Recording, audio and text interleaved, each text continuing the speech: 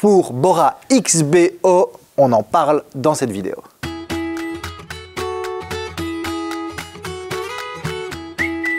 Bonjour à tous, Thomas de chez DefiTech, très heureux de vous retrouver. Et vous retrouvez pourquoi?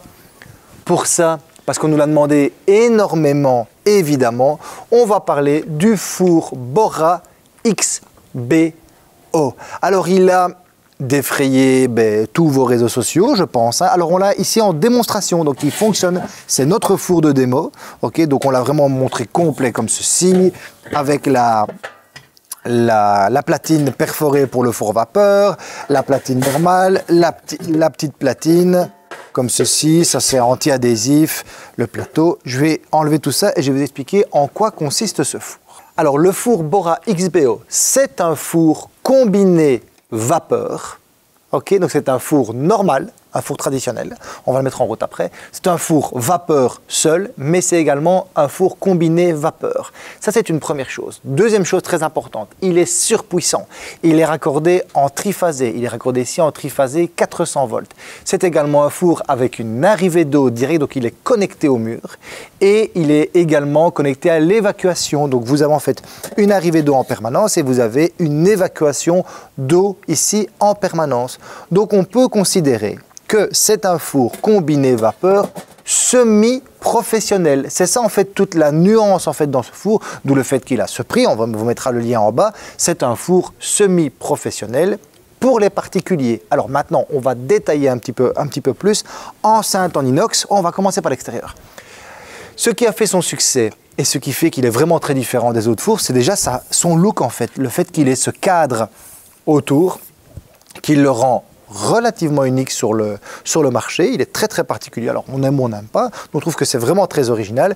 Évidemment, dans la gamme Bora, vous connaissiez les tables de cuisson. On en a fait suffisamment de vidéos. Mais ici, on est sur le four. Donc ils ont préféré s'allier à un vrai producteur de four semi-professionnel avec vraiment une enceinte inox. Et la particularité, c'est que vous avez ici des gouttelettes d'eau très chaudes qui sont déposées sur le ventilateur en fonctionnement. Ce qui fait que vous avez une enceinte de cuisson qui est très vite chaude.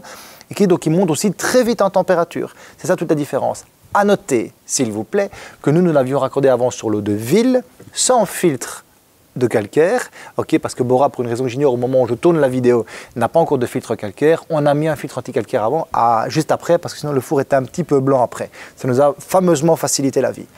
Avant toute chose, vous avez vu le look, première chose. L'ouverture du four peut se faire également automatiquement.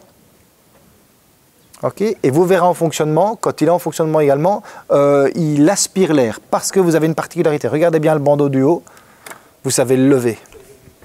Vous avez en fait une hotte qui est intégrée ici, qui aspire l'air de cuisson pendant son fonctionnement et qu'au moment où vous avez de l'air et de la vapeur qui va sortir de votre four, il aspire, donc ce qui fait que ça ne sent presque pas quand le four fonctionne.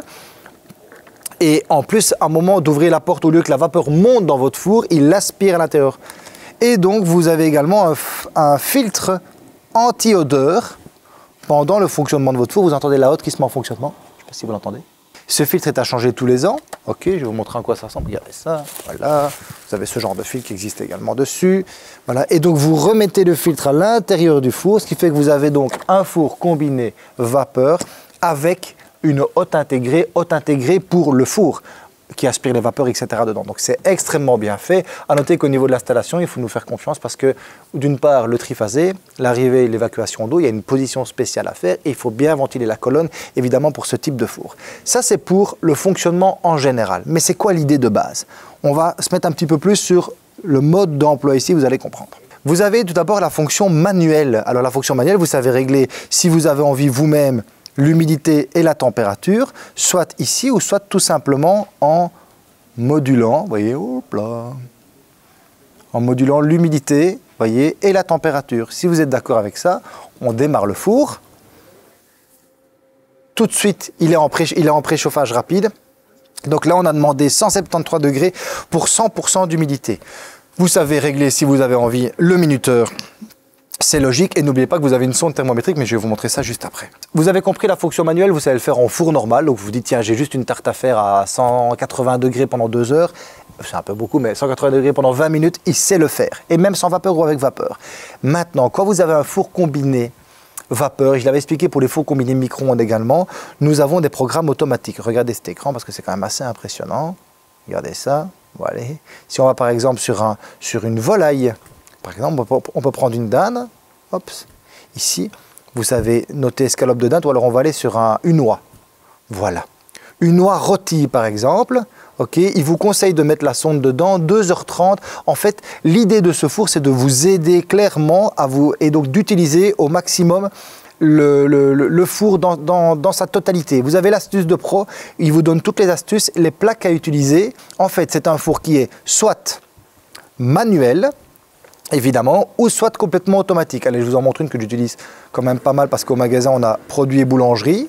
Voilà, donc ça c'est pour cuire votre pain, mais vous avez également dedans, regardez bien, des fonctions spéciales. Ok, fonction spéciale, vous avez un maintien au chaud, une décongélation, réchauffer des aliments, stériliser, préchauffer la vaisselle, la cuisson sous vide bien évidemment, le séchage des champignons, donc vous avez énormément, même la liquéfaction du miel, vous pouvez fondre le chocolat, régénérer, et par exemple, rafraîchissement du pain, on l'utilise pas mal, bretzel, petit pain au pain entier ou pain en tranches. Ok, donc il va utiliser une chaleur tournante avec également de la vapeur et ça va vous faire un réchauffement du pain.